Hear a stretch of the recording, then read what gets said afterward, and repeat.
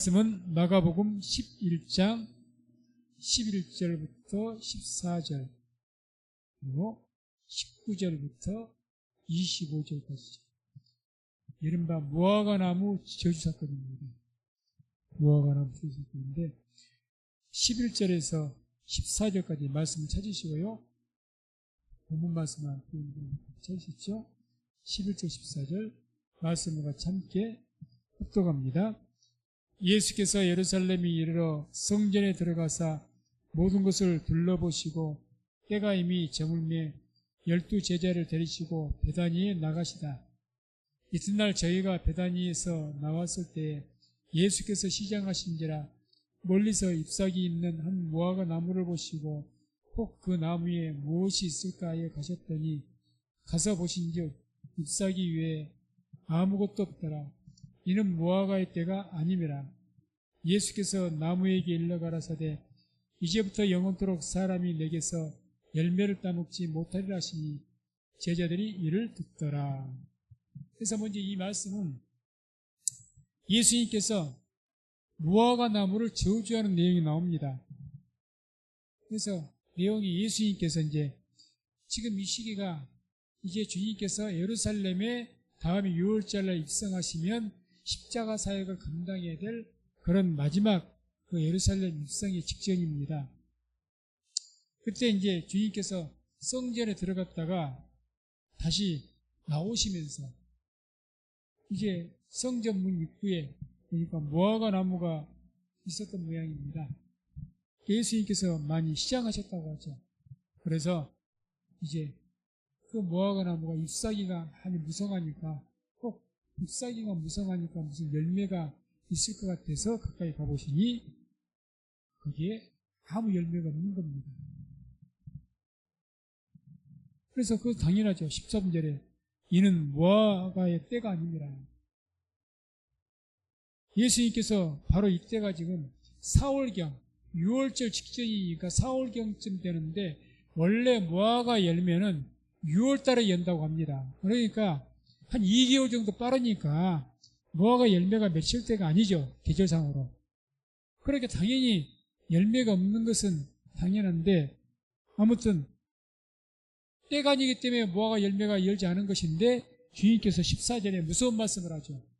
뭐라고 이야기합니까? 14절에 보면 이제부터 영원토록 사람이 내게서 열매를 따먹지 못하리라. 그래서 애꿎은 그 무화과 나무를 주님께서 저주하신 거죠. 그렇게 저주하니까 그 무화과 나무가 이제 뿌리로부터 말라서 죽게 된 사건입니다. 우리는 아니 지금 무화과 나무를 저주하셨다는 것도 참 기이한 현상이죠. 아니 주님 사람을 꾸중한 것도 아니고 식물이고 자연 어떤 식물 아닙니까? 그냥 나무일 뿐인데 그 나무에 열매가 없다고 그거 다 때가 아니다고 있지 않습니까? 그런데 나무를 저주하셨다? 도무지 예수님의 행위는 이해하지를 못할 만한 행위죠. 그래서 왜 애꿎은 무화과 나무를 이렇게 저주하셨는가? 무화과 나무가 뭐 잘못된 것이 아니죠. 때가 아니니까 열매를 안 맺는 거예요. 왜 저주하셨는가? 그걸 우리가 알기 위해서는 11절 보면 이런 말씀이 나오죠. 이제 우리가 이 무화과 나무는 이걸 알아야 돼. 상식적으로 무화과 나무라고 해서 그 이스라엘을 상징하는 나무가 무화과 나무입니다. 성경에는 이스라엘을 상징하는 것이 무화과 나무이기 때문에 이스라엘에 대해서 예언을 할 때 무화과를 많이 비유로 사용을 합니다. 지금도 이스라엘은 현 이 시대에도 이스라엘은 국가에서 자기 나라를 상징하는 나무를 무화과 나무로 이렇게 생각하고 있습니다. 그렇게 얘기하는 거죠. 그래서 아무튼 무화과 나무는 이스라엘의 상징이에요. 이스라엘은. 그러니까 주님께서는 이 무화과 나무를 갖다 저주하신 것은 무화과 나무 자체를 저주하신 것이 아니라 결론적으로 이야기하면 이 무화과가 상징하는 것이 이스라엘이죠. 하나님의 백성들. 그 이스라엘 백성들을 저주하신 것과 똑같습니다. 그럼 왜 이스라엘을 이렇게 저주하셨는가? 이유가 있겠죠. 애꿎게 그 이스라엘 저주하겠습니까? 11절 보면 이런 말씀이 나옵니다. 예수께서 예루살렘에 이르러 성전에 들어가사 모든 것을 둘러보시고, 그래서 15절 17절을 쭉 읽어보게 되면 주님께서 채찍으로 만들어가지고 성전에서 장사하는 자들, 매매하는 자들, 돈 바꾸는 자들, 이런 자들이 막 장사치들이 많이 있으니까 주님께서 분노하셔갖고 그 채찍으로 사람들을 내어쫓고 상을 엎으시고 그런 내용이 나옵니다.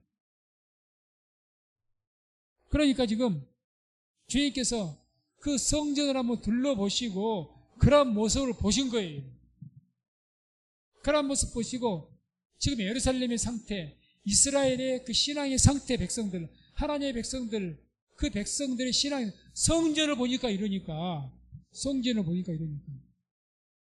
성전이 가장 거룩한 곳, 내 집은 만민이 기도하는 집이라고 일컬었다고 말씀한 하나님 앞에 기도하는 집, 거룩한, 가장 어디보다도 거룩해야 되는 것이 성전인데 그 성전에서 장사치들이 판을 친다는 이야기죠. 너무 분노하신 거죠. 그러니까 이런 이스라엘 백성들의 잘못된 그런 타락한 그런 신앙, 성전도 그렇게 더럽히는 그런 신앙. 사실 성전이 얼마나 거룩합니까? 성전을 거룩하게 하기 위해서 그 성전 밖에는 마당이 있고 뜰이 있어요. 뜰이 있고 또 뜰 밖에 그 뜰만 해도 누구만 들어올 수 있냐? 유대인이 아니면 그 뜰 안에 못 들어옵니다. 이방인들이 못 들어와요. 이방인들이 있는 뜰은 또 밖에가 또 있습니다. 담장 너머에. 성전으로 들어간 절차가 굉장히 복잡해요. 거룩하지 않으면 성전에 못 들어가게 되어 있습니다. 부정함을 입으면 성전에 못 들어가게 되어 있습니다. 그렇게 거룩하게 여기는 성전인데 거기에서 장사치도 있고 짐승을 매매하는 자도 있다는 겁니다. 심지어는 성전 안에 뭐가 있었다는 겁니까? 양이나 소나 짐승을 안으로 데리고 와서 판매를 하고 있다는 거죠. 그걸로 제사 지내라고. 쉬운 말로 얼마나 성전이 난장판이겠습니까? 그러니 주님께서 보고 노하신 거죠. 하나님께서 거룩히 얘기해야 될 장소를 거룩하게 얘기하지 않으면 하나님께서는 대단히 분노하십니다. 참 우리가 생각하는 것 이상으로 분노하십니다. 성경 보면 그게 많이 나오죠. 홈리아 베나스 같은 경우도 하나님께 들은 재물을 갖다가 함부로 했다가 다른 것 아니 하나님께 들은 재물이에요. 재물을 함부로 했다가 그 엘리 제사장의 집안이 저주를 받아서 홈리아 베나스가 죽었습니다. 한날 한시에. 그 집안 가문이 멸망했습니다. 이게 성전에는 하나님의 대단히 거룩한 곳이기 때문에 그렇게 얘기해야 되는 것이에요. 그 가로에서 장사를 했다는 거죠.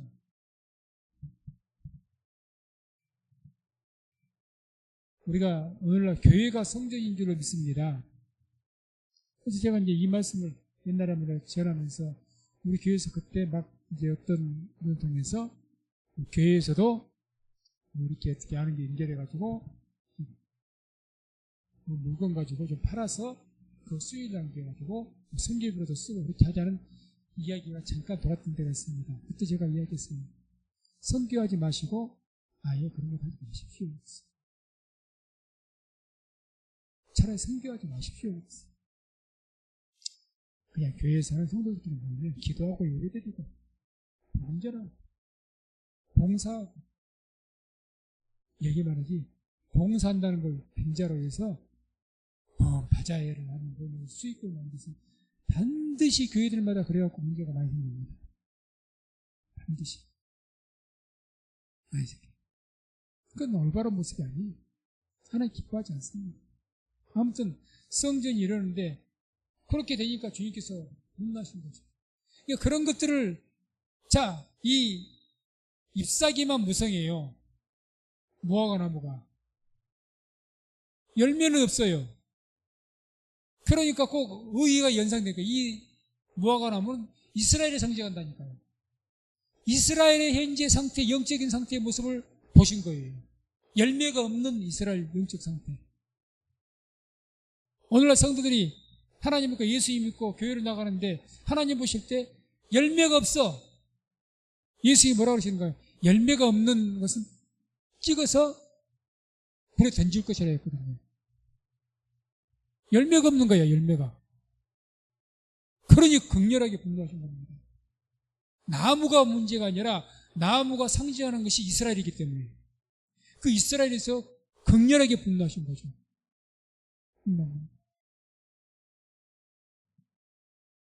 그래서 이와 같이 예수님께서는 그 이스라엘 백성들이 그렇게 성전을 더럽혔을 뿐만 아니라 당시에 이스라엘 백성들 그 유대인들에게 가장 큰 문제된 신앙이 뭐였느냐? 외식된 신앙이었습니다. 외식이란 말이 성경에 외식하는 자들아 화 있을진저 이 독사의 새끼들아, 주님께서 무섭도록 7번이나 저주하신 내용이 이게 마태복음 23장에 쭉 나옵니다. 마태복음 23장을 펴보시기 바랍니다. 펴보세요. 23장.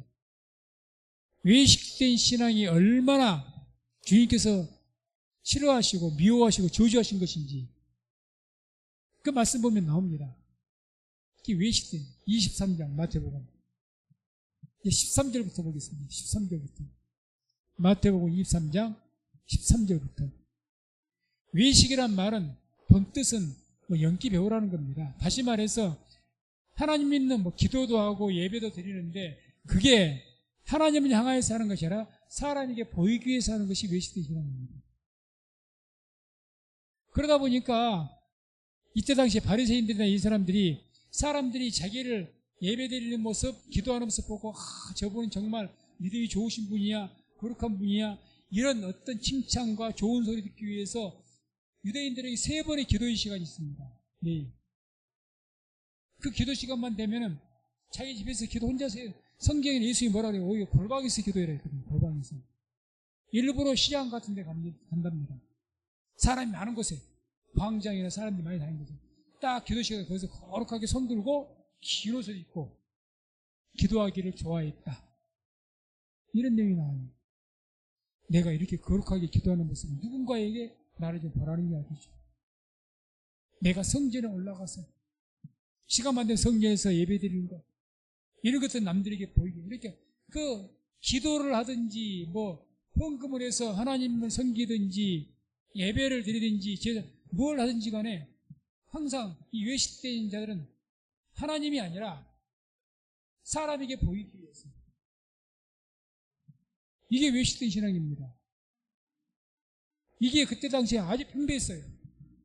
계속 이렇게 무화과 나무를 보니까 잎사귀가 무성하니까 겉으로는 그럴듯하잖아요. 정말 열매가 많이 있을 것 같아 보이거든요. 근데 사실 제가 책을 읽어봤더니 무화과 나무가 4월달 정도, 6월경에 열매를 맺히는데 4월달 경우 정도도 그 잎사귀가 무성한 것은 좀 특이한 현상이랍니다. 그때도 잎사귀가 무성하지도 않대요. 5월이 지나고 열매가 맺힐 때가 돼야만 그때부터 잎사귀도 무성이기 시작한답니다. 그래서 근데 그 나무는 조금 잎사귀가 무성했던 것 같아요. 특별한 일이다. 그렇게 이야기하는 거죠. 아무튼 잎사귀가 무성하니까 겉으로 보기에는 뭔가 열매가 있어 보이거든요.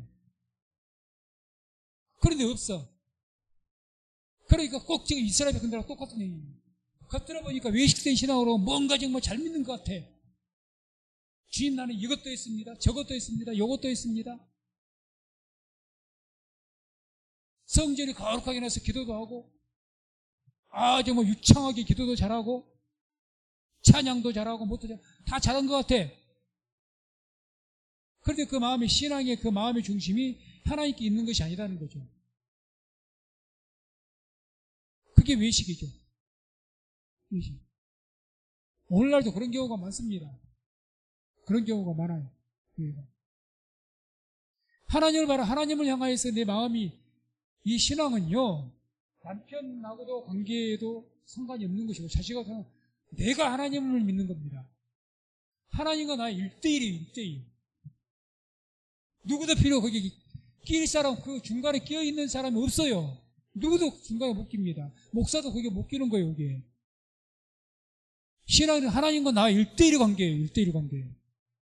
이게 하나님께 신앙생활 한다는 것은 누가 보든지 말든지 상관이 없어요.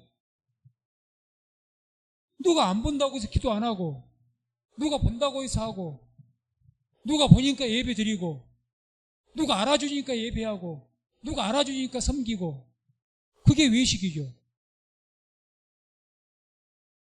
정말 하나님만 온전하게 외식된 신앙의 분들은 누가 뭐라든지 상관이 없습니다. 왜? 그 사람이, 내 옆에 사람이 예수님, 하나님, 내가 하나님 믿거든요, 내가. 그거 뭔 상관이에요?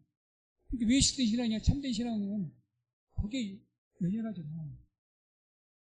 오직 하나님만 바라보고. 그리고 성도님들은 오직 하나님만 보고 신앙생활 하시기를 주의 이름으로 축원을 드립니다. 이게 진짜 신앙이에요. 그래서 그렇게 외식된 잘못된 신앙에 대해서 지금 무섭게 마태복음 23장 찾으라고 있죠? 13절에 뭐라고 말씀합니까? 함께 말씀합니다. 합독합니다.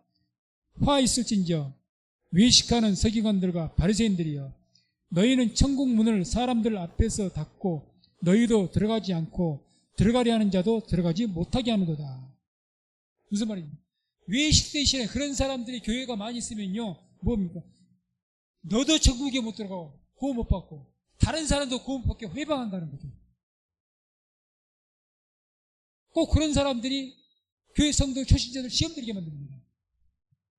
난 비판이 나오고 지적하고 자기는 옳은 것처럼, 자기는 의로운 것처럼 막, 아이 집사님 그러면 되겠어? 이러면 안 되지, 저러면 안 되지. 괜히 초신자들 시험 들게 만들어버리고 그럼 교회도 못 나오게 만들어. 바로 그 이야기 아닙니까? 자기의 의를 드러내면서 당신은 안식일 안 지켰지? 막 몰아붙이고. 이게 외식하는 자들이에요. 또 15절 보죠. 23절 15절 함께 합독합니다. 화 있을진저 외식하는 서기관들과 바리새인들이여, 너희는 교인 하나를 얻기 위하여 바다와 육지를 두루 다니다가 생기면 너희보다 배나 더 지옥 자식이 되게 하는도다. 아멘. 자 보세요. 뭐만 이렇게 외식하는 신앙인들은 열심히 낸다고 하나 전도 많이 했어, 막 누구 데려와. 그러고 많이 데려와서 그 데려온 사람들을 어떻게 만드는? 배나 니보다 독한 지옥 자식이 되게 만드는 거죠. 그러고 나 전도 많이 했다고. 교회 무리 일으키고. 내가 전도한 사람을 다 나 편으로 만들어가지고 교회에서 당이나 만들고 내 말 듣게 만들고 그런 경우가 굉장히 많습니다. 여기서 계속 화 있을진저 그러죠. 이 화 있을진저, 이 말이 무슨 말입니까? 이게 호의라는 단어, 호의. 옛날에도 한번 설명했던 겁니다. 호의. 우리나라 같으면 초상이 나면 우리나라가 어떻게 울죠? 아이고 하고 땅을 치면서 울죠. 애곡하는 거죠. 이스라엘 백성들이요, 초상이 나고 큰 화가 나면 호의하고 통고라고 합니다. 머리 풀고 곡소리 한다는 거죠. 화 있을 진짜 그 말은 쉬운 말을 우리에게 표현하면 곡소리 날 때가 있을 것이다. 무서운 경고예요. 너 그렇게 외식하는 신앙에서 곡소리가 날 때가 있었다. 그 이야기입니다. 이걸 겉부지금 계속 이것뿐이야. 외식하는 자, 외식하는 자. 겉으로는 건쳐가면서 속마음은 아니다는 거죠. 인간관계가 그러지 않습니다. 사람들끼리 살게도 겉으로 나를 갖다 막 위해 준체인데 아닌데 속마음으로 나를 갖다 이용만 해물려고 됐다 그러면 얼마나 가증스럽습니까? 다시는 보기도 싫어. 그 사람은 그러잖아요. 차라리 드러내놓고 나를 싫어하면은 그런 줄이 알고 있어. 그런데 나를 갖다 뭐 위해 주는 것처럼 막 그런 척도 막 이렇게 하더니 속마음은 알고 봤더니 나를 갖다가 속이려는 목적이 있었네. 사기꾼이었네. 얼마나 가증스러운지 모릅니다. 하나님 극렬하게 싫어합니다. 극렬하게. 또 23절 보세요. 23절 같이 합독합니다. 화 있을진저 외식하는 서기관들과 바리새인들이여, 너희가 박하와 회양과 근처에 11조를 드리되 율법에 더 중한 바 의와 인과 신은 버렸도다. 그러나 이것도 행하고 저것도 버리지 말아야 할지니라. 그래, 위형적인 신앙생활은 다 한다는 거예요. 사람들에게 보이기 위해서, 아니, 내가 그래, 명색이 장로고, 권사고, 내가 만수집사고, 그런데, 아니, 사람들 앞에서 내가 그래, 예배 드려야지. 왜? 보는 눈이 있습니다. 그런 거 철저히 해야죠. 그래도 장로니까 장로로서의 어떤 체면 안 깎이려고. 내가 명색이 장로인데, 다른 집사한테 그런 어떤 구설수야. 그러니까 막 그런 경우가 상당히 많아요. 그런데 그런 외형적인 어떤 신앙 한다는데 의와 인과 신은 없다. 의는 정의를 말하는 것이고 하나님 믿는 사람은 하나님의 옳은 정의, 인, 사랑을 말하는 겁니다. 자비, 사랑이 없고 신, 믿음이 없고. 다시 말해서 참된 신앙의 모습은 없다는 거죠. 외형적인 어떤 신앙의 모습은 그럴듯해. 정말 누가 봐도 야, 저 장로님은, 저 권사님은, 저 집사님은, 저 목사님은 야, 정말 거룩하신 것 같아. 근데 하나님께서 중심을 보니까 참된 신앙의 모습은 없어요. 의와 인과 신이 없어. 믿음이 없어. 쉽게 표현하면 진짜 믿음이 없어. 없어. 바로 그걸 얘기합니다. 또 마태복음 23장 25절 함께 합독합니다. 화 있을진저 외식하는 서기관들과 바리새인들이여 장과 대접에 겉은 깨끗하되 그 안에는 탐욕과 방탕으로 가득하게 하는도다. 장과 대접에서는 겉은 깨끗, 겉으로는 그렇게 한다는 거거든요. 이런 외식하는 신앙은 겉으로 보면 흠잡을 데가 없습니다. 흠잡을 데가. 보면서 저분은 정말 교회에서 정말 외적으로만 보면 흠잡을 데가 없어. 교회에서 예배 때 성실하게 하지. 그렇게 위형적으로 우리가 보기에는 흠잡을 데가 없다니까요. 그런데 그 속은 어떻다는 겁니까? 뭐라고 합니까? 탐욕과 방탕으로 가득하다. 이런 분들 대부분 어떠냐? 교회에서는 정말 거룩한 목사고 거룩한 장로인데 다른 데 사회라든가 본인들 직장생활을 가면 본색이 그런 겁니다. 그러니까 이런 경우가요. 많은 그런 경우가 나오죠. 장로인데 회사에서 대표고 그런 사람들이 누구보다도 직원들에게 대해서 인색해. 비난을 많이 받아. 아니 장로면 오히려 누구보다도 자기 비슷한 기업에서 누구보다 사업 목적을 더 잘해줘야 될 사람이 장로예요. 맞습니까? 자기 수익이 적더라도 누구보다 탐욕이 많아.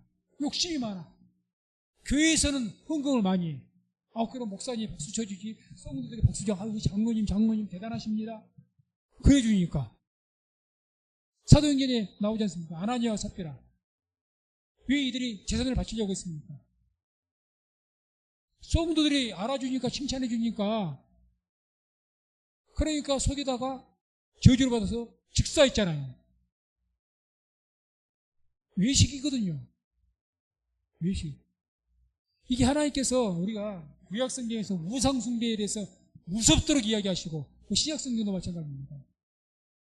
신앙의 모습은요. 신약성경에서는 외식을 무섭게 이야기합니다. 정말 무섭게 이야기해요. 그리고 우리 하나님 믿을 때 내가 더 많이 헌신하고 더 봉사하고 더 열심히 하고 이것도 중요하지만 내 마음이 하나님 앞에 참이어야 됩니다. 진실이어야 됩니다. 진심이어야 됩니다. 옆에 사람들이 보기에는 저 집사님 왜 신앙생활하는 거 왜 저러지? 누가 나에게 평가하는 게 중요한 게 아니라 하나님 앞에 내가 진실해야 됩니다. 진실해.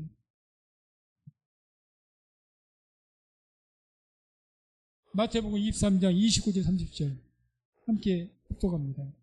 화 있을진저 외식하는 서기관들과 바리새인들이여, 너희는 선지자들의 무덤을 쌓고 의인들의 비석을 꾸미며 가로되, 만일 우리가 조상 때에 있었다면 우리는 저희가 선지자의 피를 흘리는데 참여하지 아니하였으리라니. 너희는 선지자들의 무덤을 쌓고 의인들의 비석을 꾸민다. 그러니까 이런 분들 외식하는 막 자기 믿음의 조상들, 그런 사람들은 막 이렇게 더 비석도 쌓고 이렇게 해서, 그건 왜 그렇게 합니까? 결국에는 자기를 드러내기 위해서 그렇게 합니다. 그런 경우가 많습니다. 물론 정말 참된 신앙을 하는 분도 계셔요. 있습니다. 무슨 기념관, 거기에 많은 것 헌금도 그런 일이 많이 하죠. 이걸 잘 이용해 먹어서 교회가 화려하게 한 곳이 바로 카톨릭입니다. 그래서 뭐 사도들의 모든, 그러니까 하나하나 뭐 사도들이 속해 있는 모든 것들을 아주 거룩한 성물로 얘기했습니다. 예수님의 옷만 뭐 신비하게 그냥 사도들이 가지고 있던 어떤 것들 거기다 대놓고 기도도 하고, 그런 것도 세우고 동상 세우고, 카톨릭까지 동상 세우기 좋아하는 데가 어디가 있습니까? 막 세우기 기념물.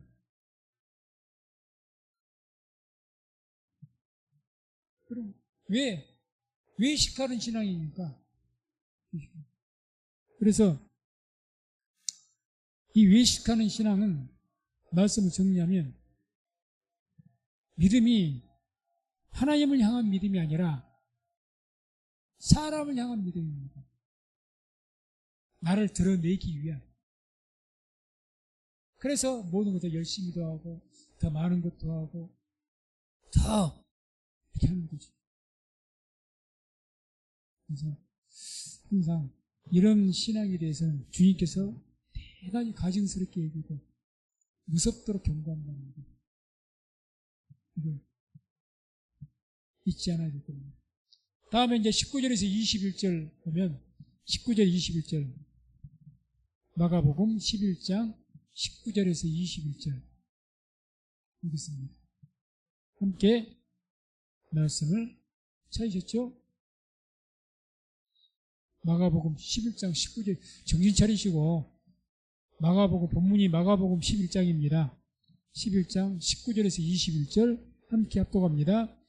매양 저물매 저희가 성 밖으로 나가더라. 저희가 아침에 지나갈 때에 무화과 나무가 뿌리로부터 마른 것을 보고 베드로가 생각이 나서 여짜오되 랍비여 보소서 저주하신 무화과 나무가 말랐나이다. 그러니까 자 보세요. 예수님께서 예루살렘에서 이제 그 성문 앞에 있는 무화과 나무를 저주하셨더니 무화과 나무가 말라버린 거예요. 그래서 바로 그때 저주할 때 바로 말랐으면 그때 알았을 건데 바로 그때는 아니었던 모양입니다. 하루에 주무시고 다시 이제 밖에 나왔다가 들어가실 때 보니까 그 저주하신 무화과 나무가 뿌리로부터 말라있는 거예요. 이걸 보고 베드로가 깜짝 놀란 거죠. 어떻게 이런 일이 있을 수가 있는가? 아무리 예수님이지만 이런 나무가 주님께서 말씀하셨다고 어제까지 그 잎사귀가 무성하고 푸릇푸릇 했던 이 생생했던 나무가 하루 전에 자고 오니까 뿌리부터 말라갔던 거예요. 놀란 거죠. 놀란 거죠. 그때 그 베드로의 모습 보고 주님께서 믿음에 대해서 가르칩니다. 그게 이제 22절에서 25절이에요. 22절에서 25절. 함께 말씀 합독합니다. 예수께서 대답하여 저희에게 이르시되 하나님을 믿어라. 내가 진실로 너희에게 이르노니 누구든지 이 산들어 들리어 바다에 던지우라 하며 그 말하는 것이 이룰 줄 믿고 마음에 의심치 아니하면 그대로 되리라. 그러므로 내가 너희에게 말하노니 무엇이든지 기도하고 구하는 것은 받은 줄로 믿으라. 그리하면 너희에게 그대로 되리라. 서서 기도할 때 아무에게나 혐의가 있거든 용서하라. 그리하여야 하늘에 계신 너희 아버지도 너희 허물을 사하여 주시리라 하셨더라. 주님께서 지금 무엇이든지 기도하고 구하는 것을 받은 줄로 믿어라. 그리하면 너희에게 그대로 되리라. 한마디로 기도하고 구하는 대로 얻게 될 것이다. 그대로 될 것이다. 그러면 기도하고 구하는 대로 얻기 위해서는 어떻게 하라는지, 어떻게 해야 될 것인지를 오늘 말씀 통해서 우리가 볼 수 있는 거죠. 기도하고 구해라. 기도하고, 기도만 하지 말고 믿음으로 이제 구해라는 거죠. 그러면 네가 기도하는 대로 다 될 것이다.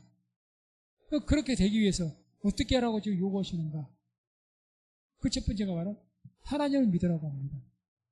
너무 22절에 나오죠. 22절에. 예수께서 대답하여 저에게 이르시되 하나님을 믿으라. 지금 베드로가 뭘 보고 놀랐습니까? 예수님께서 바로 전날 저녁에 무화과나무 잎이 무성했던 그 새파랬던 싱싱했던 무화과나무가 그날 저녁에 나오시면서 무화과를 저주하셨더니 다시는 열매 맺지 못할 것이라 저주하셨더니 그때 당시에는 괜찮았는데 아침에 밖에 나가서 하루 자고 들어오면서 보니까 뿌리로 또 나무가 말라있는 거예요. 나무가 그렇게 한순간에 마를 수가 없는 거죠. 그래 놀라니까 이런 일이 어떻게 일어날 수가 있는가. 그래 주님께서 하신 말씀은 이 산더러 너희가 들리어서 바다에 던지우라면 그렇게 될 것이다. 너희가 믿고 이 산더러 들리어서 무등산에 예수 이름을 명하노니 무등산아 저기 남해바다 앞에 떨어질지어다 하고 명령하면 이게 산이 뽑혀갖고 바다에 떨어진다는 이야기입니다. 실질적인 말은 이때 관용법으로 흔히 우리나라 같으면 격언이라고 그러죠. 이런 말을 할 때 산을 옮길 만한 믿음을 이런 식으로 표현한다는 거죠. 그만큼 큰 믿음은. 어쨌든 간에 주님께서 이제 베드로가 지금 못 믿고 있는 것 아닙니까? 어떻게 이런 일이 있을 수 있는가? 도대체 어떻게 이런 일이 있을 수 있습니까? 그러니까 하나님을 믿어라. 그러니까 기도하고 구하는 대로 너희가 될 줄을 믿어라 그러지 않습니까? 기도하고. 그러려면 먼저 그런 믿음이 되려면 하나님 좀 믿어라 그 말입니다. 하나님을 믿어라. 이 말은 좀 더 쉽게 표현하면 하나님에 대한 믿음을 가지라 그 말입니다. 성경으로도 하나님에 대한 그 믿음으로 가져라. 하나님 어떤 분이죠? 우주 만물을 창조하신 분입니다. 맞습니까? 우주 만물을 창조하신 분이에요. 전지전능하신 분이라고 합니다. 전지전능. 모든 것을 아시고 모든 것이 가능하신 분.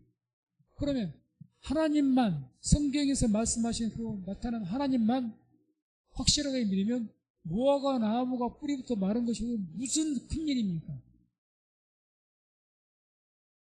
무슨 큰일이죠? 사람이 나사로가 죽었다가 예수님 명령해서 살아났어요. 사흘 만에. 썩은 냄새, 시체에 썩은 냄새 났던 이 나사로가 살아났습니다. 자, 예수님이 하나님이십니다. 그러면 하나님께서는 없는 것에서 말씀으로 세상 우주 만물을 창조하셨고 믿으십니까? 모든 걸 창조하셨는데 죽은 자 살리는 것? 그게 대수입니까? 그렇게 예수님은 답답하신 거예요. 아니 이 이스라엘 백성들이 지금 구약 성경을 통해서 창세기를 통해서 이미 하나님께서 이미 모든 우주 만물을 창조하셨다고 그걸 믿는 사람들 아닙니까 지금? 자기들의 성경으로 가지고 있는 사람들 아니에요. 하나님 말씀으로. 하나님 믿는다고 하면서 이 자그마한 일 하나 안 믿으니까 기가 막히신 거죠. 오죽하면 다른 사람도 아니고 이방인들에게 하나님 믿으라고 하면 이해를 하겠어요. 왜 이방인들 하나님 안 믿으니까. 근데 누구에게 이야기하는 거예요? 제자들에게 그것도. 유대인들에게. 누구보다 조상 때부터 하나님 믿었던 사람들에게 뭐라고? 하나님 믿어라. 오늘날 또 목사에게, 장로에게, 혼사에게 예수님 좀 믿으세요. 그 말입니다. 실제로 지금 그런 이야기 많이 나옵니다. 오늘날 교회 성도들이 교회에다가 성도 오래 다녔던 신앙인들에게 예수 믿었다는 사람들 예수님 좀 제대로 믿으세요. 다 그럽니다. 예수 좀 믿으세요. 안 믿는 사람에게 그렇게 말한 게 아니라 믿는 사람에게 예수님 좀 믿으세요. 정말 그런 시대입니다. 하나님을 제발 제대로 좀 믿으세요. 예수님 좀 제대로 믿으세요. 그 말이에요. 예수님. 지금 그 말이죠. 이게 기도하고 구하는 대로 이룰 것이라고 했는데 그걸 못 믿는 거예요. 못 믿는 거예요. 그러니 얼마나 답답하시면 예수님께서 하나님 좀 믿으라는 겁니다. 하나님 좀 믿으라. 어이가 없잖아요. 다른 사람이 아닌 유대인들에게 하는 이야기니까. 조상 대대로 하나님 믿어왔는데 하나님 좀 믿으라. 아니 내가 20년, 30년을 신앙생활했고 40년, 50년 예수님 믿고 교회를 다녔는데 나보다 예수님 좀 믿어라 그러면 어이가 없죠. 이게 뭔 소리 하는 거야. 내가 지금까지 예수 믿어 살았는데. 그 이야기가 똑같은 이야기예요. 똑같은 이야기. 그러면서 두 번째로 이렇게 기도하고 구하는 대로 얻기 위해서 뭐라고 고민하시느냐. 의심하지 말라고 합니다. 의심하지 말라고. 그래서 23절에 이런 말씀이 나오죠. 23절은 보시기 바랍니다. 23절. 그 말하는 것이 이룰 줄 믿고 마음에 의심치 아니하면 그대로 되리라. 우리가 믿음으로 뭔 말을 했습니다. 여기서는 산을 향하여 바다에 던져라 이런 말을 했지만 이제 우리 같은 경우에는 예수 이름으로 병 고쳐질지어다 했단 말입니다. 그리고 그 말하는 것이 이룰 줄을 믿고 의심치 않으면 마음에 그럼 그대로 될 것이다. 여기에서 이제 많은 오해가 있습니다. 아니 어떻게 이게 마음의 의심 자체가 안 될 수가 있을까? 사람인데 하나님에게는 기적이 아니지만 예수님에게는 기적이 아니고 하나님에게는 기적이 아니지만 우리 인간에게는 병 고친 것도 기적이고 불치병을 고친 것도 기적이 아닙니까? 또 죽었다 살아난 것은 더 기적이죠. 생생했던 무화과 나무가 주님 말씀 한마디로 그냥 뿌리로부터 썩어버린 것, 말라버린 것도 너무너무 놀라운 기적이죠. 하나님에게는 그게 아무 일도 아니에요. 근데 우리에게는 너무 큰 기적이에요. 그런데 우리 인간이니까 사람이 그런데 어떻게 마음의 의심을 안 할 수 있지? 이 성경의 원문은 그 본뜻은 그런 의미가 아닙니다. 제가 가끔 그런 이야기하죠. 설교하다가 여기도 이제 의심치 아니하면 이렇게 됐죠. 의심한다, 안다 그 말이 이제 문법을 통해서 성경 원어에서는 능동태와 수동태를 내가 가끔 이야기를 합니다. 의심치 않으면 그래서 능동태라는 그런 문법에 적용을 하면 내가 의심을 하지 않는 거예요. 무슨 말인지 알겠습니까? 근데 만약에 이게 문법이 수동태가 되면은 내가 의심하지 않는 것이 아니라 내가 의심하지 않게 되어지는 거예요. 어떤 다른 요인에 의해서 내가 의심을 하는 것이 아니라 안 하는 것이 아니라 뭔가 요인에 의해서 내가 의심이 안 돼. 믿는 것도 내가 믿는 것은 내가 믿는 거지만 수동태로서 문법에 적용이 되면 내가 믿는 것이 아니라 믿어지는 거예요. 믿어지는 거.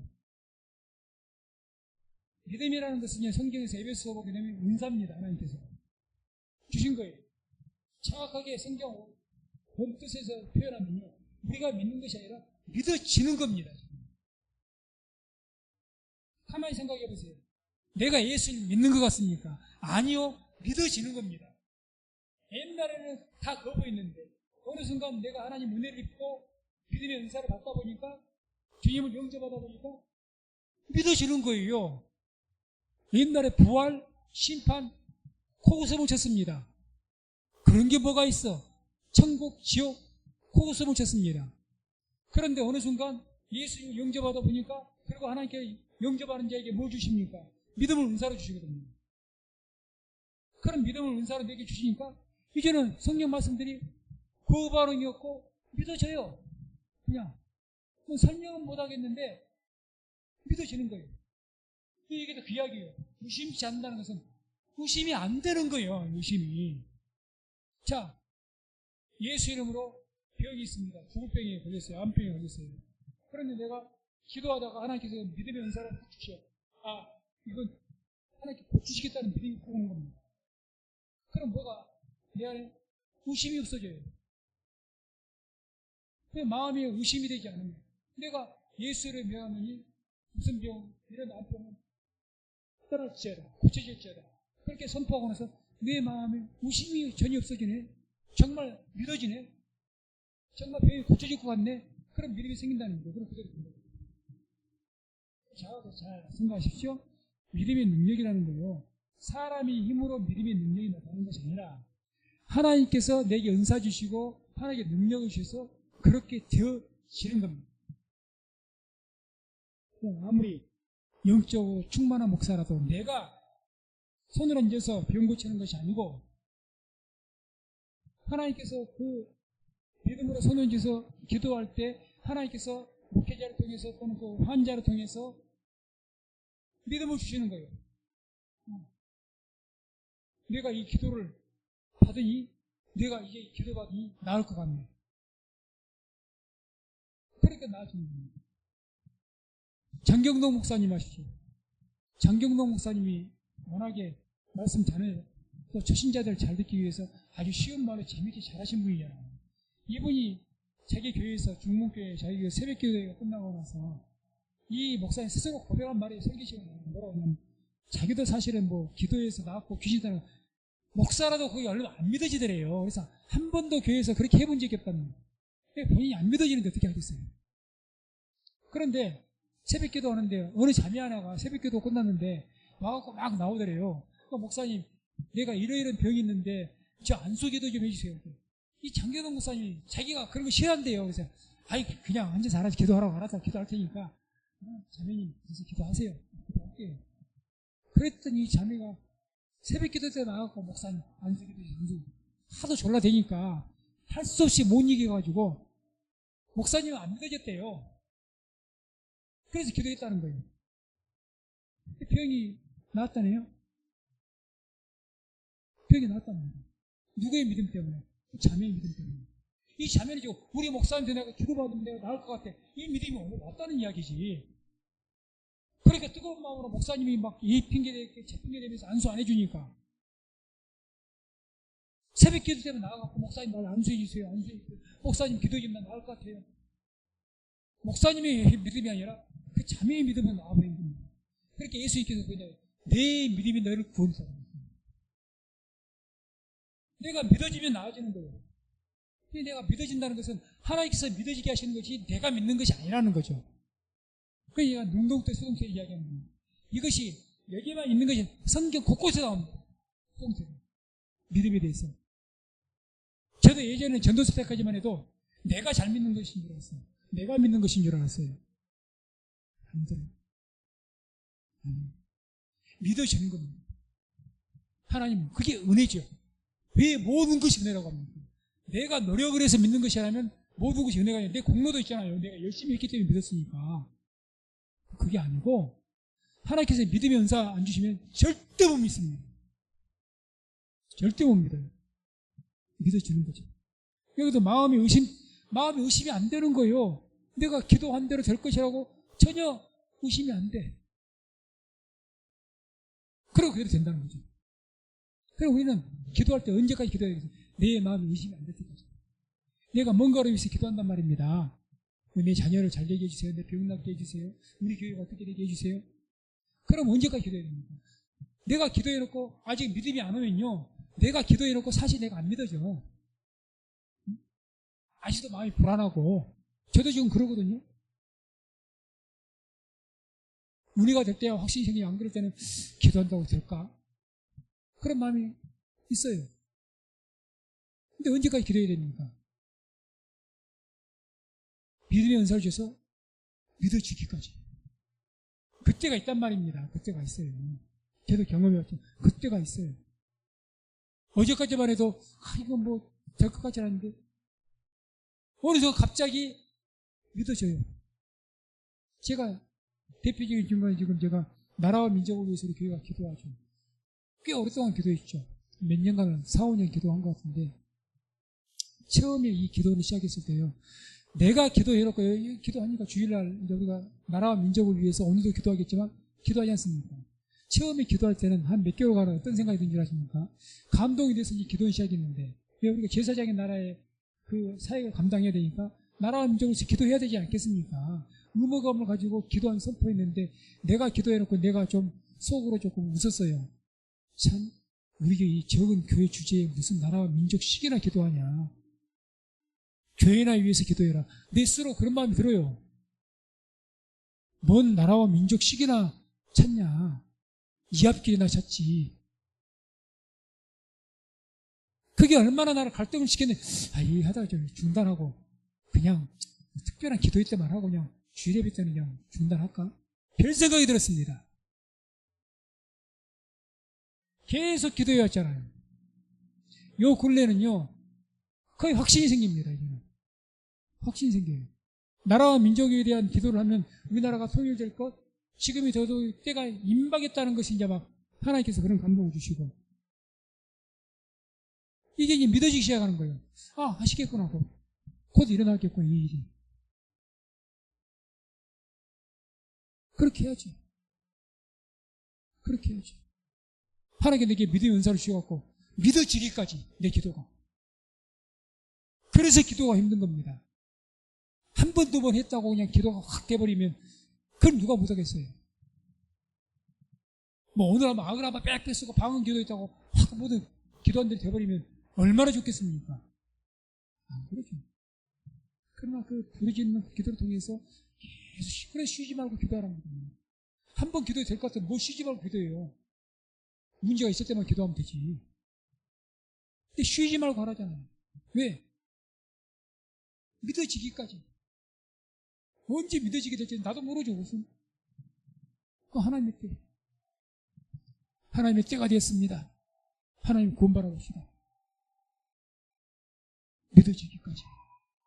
그렇게 해서 내가 입으로 선포하면 그대로 될 줄로 믿습니다. 그렇게 되시기를 주의 이름으로 축원을 드립니다. 그리고 이제 그러므로 24절 보면 이런 말씀입니다. 그러므로 이렇게 너희가 믿어지면 그대로 되기 때문에 그러므로 내가 너희에게 말하노니 무엇이든지 기도하고 구하는 것은 받은 줄로 믿어라. 그러니까 네가 믿어지면 되니까 무엇이든지 기도해라. 기도하고 믿어지면 받은 줄로 믿으라는 거죠. 왜? 믿어집니까? 그럼 하나님 결혼하신다. 믿어지기까지 해야죠. 믿어지기까지. 그리고 이제 기도하고 구하는 대로 이루기 위해서 이제 마지막에 25절에 서서 기도할 때 아무에게나 혐의가 있거든 용서하라. 용서에 대해서 이야기합니다. 왜 용서라는 거예요? 왜 용서를 하라고 주님께서 특별히 말씀하시느냐? 우리가 누구하고 원망 가운데 있고 원수 가운데서 마음에 걸림이 있어요. 그러면요 하나님과의 영적 교제가 잘 이루어지지 않습니다. 그래서 너에게 혐의가 있냐? 그런 어떤 원망하는 뭐가 있냐? 그런 것이 있냐? 그러면 뭐가 하나님께 기도할 때 이게 제대로 안 됩니다. 걸림이 있어가지고 안 돼요. 예배를 드릴 때도요 우리가 뭔가 누구하고 다툰 일이 있어갖고 막 감정이 상해갖고 있으면 예배가 은혜가 됩니까? 안 돼요. 기도는 더 말할 것도 없습니다. 내가 분이 나갖고 막 저걸 어떻게 정말 막 분이 부글부글 끓어오는데 기도가 안 돼요. 그래도 기도해야 되겠지만 주님과 영적 교제가 깊은 기도가 안 나와요. 그래서 그런 거예요.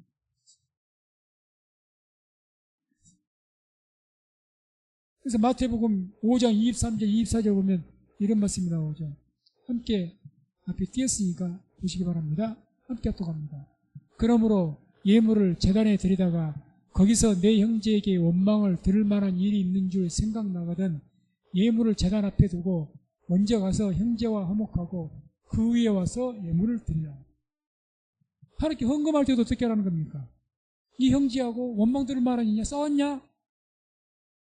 그랬고 분이 성질이 부글부글 나가지고 그냥 오늘 토요일날 싸워가지고 그냥 주일날 오니까 그거 생각나갖고 부글부글 끓는 마음 헌금한다. 주님께 뭐라고? 먼저 그렇게 풀어라. 풀어라. 그러니까 저는 목사니까 사모하고 토요일날 저녁에 싸우면 큰일 납니다. 싸워도 저거 일치같이 싸우고 풀어야지.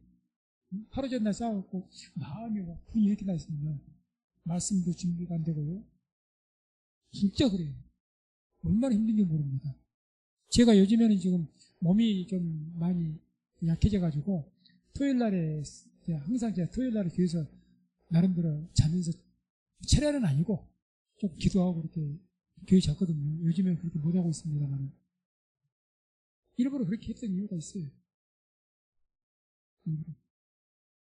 다음날 주일이니까 최대한 내 영적 상태를 지키기 위해서 사소한 일로 그냥 감정 상하고 그게 자식이든지 누구든지 간에 그래서 그 다음날 영향을 주면 안 되잖아요. 특히 가급적 목회자는 토요일 날은 시간을 다 비워놓고 다른 사람들 안 만난다는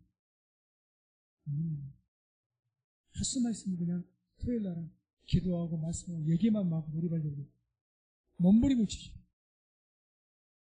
그래서 목사님들한테는 토요일 날을 아주 긴급한 상황이 아니면 토요일 날은 목사님 안 만나는 게 좋습니다. 그게 예우입니다. 목회자들도 그거 알아요. 토요일 날 전화해서 만나자 그러면 참 무식한 목사라는 말같습니다. 아무튼 간에 그런 것이 있으면 안 됩니다. 또 마태복음 6장 14절 15절 이런 말씀이 나오죠. 함께 합독합니다. 너희가 사람의 과실을 용서하면 너희 천부께서도 너희 과실을 용서하시려니와 너희가 사람의 과실을 용서하지 아니하면 너희 아버지께서도 너희 과실을 용서하지 아니하시리라. 아멘. 우리가 다른 형제들의 과실을 용서할 수가 있어야 됩니다. 용서하지 않으면 하나님께서 너의 과실을 용서하지 않겠다는 거예요. 용서하지 않겠다. 그래서 그러니까 용서가 있어야 마음에 진심한 용서가 있어야 기도도 잘 됩니다. 기도가 잘 돼요. 정말 기도가 잘 됩니다. 깊어집니다. 근데 용서가 안 돼가지고 막 이런 어떤 마음이 있어가지고 있으면요. 기도가 잘 안 됩니다. 하나님 기뻐하지 않습니다. 그래서 이것을 용서라는 거죠. 그래서 용서 어떻게 할 것인가? 내가 죄인인 것을 깊이 깨달으시기 바랍니다. 이게 원칙입니다. 기본은. 아니 용서 아니 그리고 목사님 그 사람 진짜 나빠요. 괘씸해요. 그런데 어떻게 용서가 쉽게 된대요. 이렇게 말할 수가 있습니다. 맞아요. 틀린 말은 아닐 겁니다. 근데 그렇게 하면서도 내 마음에 우리 하나님 믿는 사람이기 때문에 나도 죄입니다. 내가 죄인이라는 그 사람은 내가 그렇게 욕했는데 내가 그 사람과 똑같은 상황 속에 있었고 그 사람과 같은 처지에 있었다면 나는 그러지 않았을까. 그런 어떤 기본적인 마음을 가지면 내가 죄인이라는 그런 깊은 인식 깨달음이 있으면요. 이제 화가 났던 것도 가라앉습니다. 풀어지고 그리고 최대한 그 사람과 등지는 일까지는 없어요. 그냥 마음으로. 그러니까 그러겠지. 뭐 쉽게 또 쌓아가지고 뭐 해하고 웃고 그러기 쉽지 않지만. 아무튼 이런 것들이 없어져야 우리의 기도가 하나님께 상달될 줄로 믿습니다. 그래서 그렇게 하라는 거죠. 그래서 말씀 맺습니다. 오늘은 특별히 주님께서 외식적인 신앙에 대해서 무섭도록 경고하셨습니다. 오늘 말씀의 중심은 뭐죠? 이런 사람에게 보이기 위한 겉으로만 드러나는 그런 외식적 그런 신앙을 가질 것이 아니라 참된 신앙, 믿음과 기도와 용서, 너희들의 삶 속에 믿음, 기도, 용서 이런 모습이 있어야 된다는 겁니다. 이런 모습이 참된 신앙의 열매의 모습이 있어야 된다는 거죠. 우리 모든 성도님들 주님께서는 분명히 말씀합니다. 나무마다 열매를 맺지 않는 나무마다 찍어서 불에 던질 것이라고 하셨습니다. 예수를 믿는 자들은 열매가 있어야 될 줄로 믿습니다. 진짜 열매가 있어야 돼. 무화과 잎사귀만 무성하면 뭐 행위로만 그럴듯한 사람들 볼 때 막 그 외형적으로 보이는 것만 있으면 안 됩니다. 하나님 보실 때 열매가 있어야 됩니다. 그게 참된 신앙이죠. 그래서 그런 열매가 풍성한 우리 모든 성도님 되시기를 주의 이름으로 축원을 드립니다.